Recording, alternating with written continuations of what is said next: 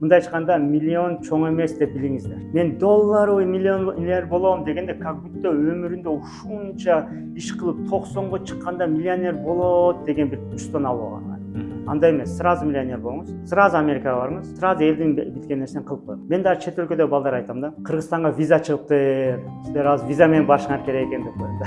Өз өлкөмө бара албайм деп. Жок, азыр бара албайсың дедим. Неге бара албайм? Кандай виза? Виза бар экен дедим. Бир үй менен бир машина алмайынча Кыргызстанга бара албайт. Ушул виза силерге деп туруп, Кыргызстанга барыш үчүн виза, кириш үчүн виза. Конечно, баягы чек арадан кирерде пограничник сурабайт ал визаны. Бирок ким сурайт? Эл сурайт. Эл сураган үчүн катуу иш да. Ошого эл айтат, визаң барбы дейт да, мындайча машина алдыңбы, үй алдыңбы, ошону сурайбыз. Ошону сурап тажатат. Жөн жашай албайсың. Мен ошону түшүнгөндө, канча жыл мурда, мен сөзсүз бир үй менен бир машина алышым керек дедим дагы. Аябай катуу иштедим. Катуу иштедим дегенде бир 7 ай иштеп үй алып койдум да. Аны сатып кайра чоңураак үй алдым го.